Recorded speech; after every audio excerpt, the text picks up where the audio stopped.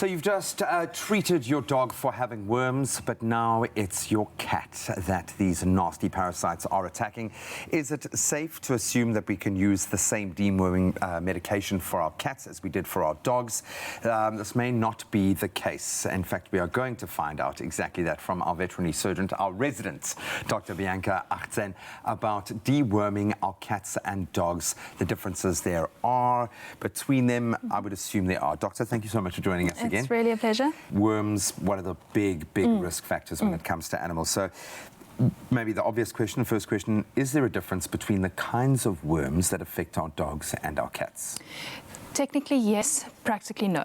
Oh, wow. So there are the four main groups of worms are going to be the tapeworms, whipworms, hookworms, and roundworms. And again, you get specific sub-varieties within those groups. Some are specific to cats and dogs, or specific just to cats or just to dogs. Some will infect both. But practically at home, you don't need to worry about all of that. You basically just treat them for the worms. Worms is worms. Exactly, exactly. Can you treat dogs and cats with the same worm medication? No, you can't. It will be the same active ingredient, but at different concentrations. So they'll metabolize the drugs differently. So you've always just got to make sure you're using the right product for the right animal. It doesn't help to underdose or overdose your pet.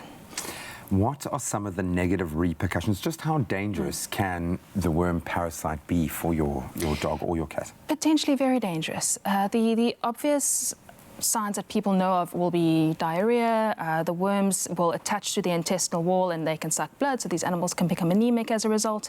But those will affect young puppies and kittens and older dogs more severely than your sort of everyday, healthy, middle-aged animal. You get certain worms, such as Spiroscopa lupi, for example.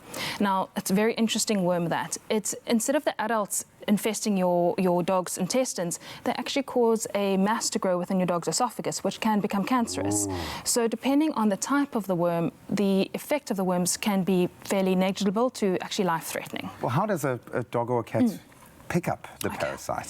So they need to ingest the worm in one of two forms, either as an egg or as an intermediate life stage.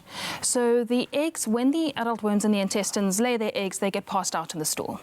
Now, dogs, as we know, will eat anything. They eat anything. If it smells, they will eat exactly. it. Yeah. It's part of normal dog behavior at the parks to run up to someone, give a cursory lick of the bum and a bit of a smell, just as their normal greeting behavior, and that's how they tend to get them in. Dogs that will pass a stool onto the stool will dissipate, but the worm eggs are viable in the environment for quite a long time. So eating the soil can also predispose them. Cats that tend to go rolling around in soil and then groom themselves afterwards, they can get it in that way. Now, for intermediate life stages, that depends on the specific worm. But for example, Spiroscopa lupi that I mentioned, that intermediate life stage is in certain beetles, so dogs that eat the beetles. Tapeworm in cats has an intermediate life stage in fleas. So when the cats groom themselves to fleas, they can get it in that way.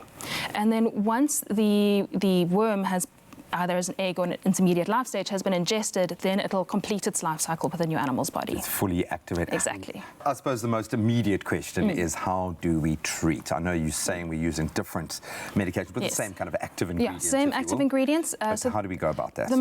They're available over the counter and as either tablets or liquids. So tablets in dogs, a lot more easy to get in. Hide it in a piece of Vienna or some blob of peanut butter, whatever the case is, and just get them to eat it. Cats can be a lot more difficult there. Most vets, we often have at our clinic, people will come and say, oh, please just help me get this tablet into the cats. It's fine, we get one of the nurses to do it quickly. But you can also, some cats will take it if you hide it in something. Otherwise, you can crush the tablet, put it in a syringe of water and just, squirt it in that way.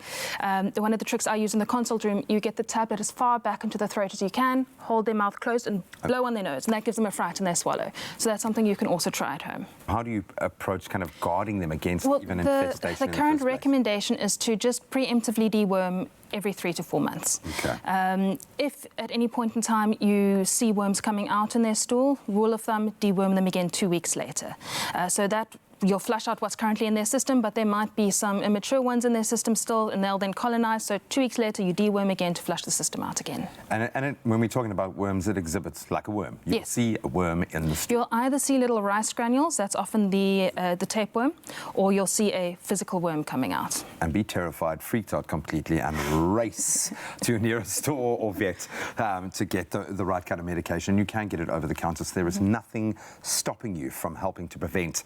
And these names are just terrifying. I had it: hookworms, whipworms, tapeworms. As much as our cats and dogs may both be suffering with worms, that doesn't mean that they can't receive the right kind of treatment. We know that actively they are receiving the same active ingredient, but we've got to approach it differently for those pets. Horses for courses, as we say. But remember, you can always consult with your personal vet to get this kind of advice and that human touch as well when treating our furry loved ones. And we do love them.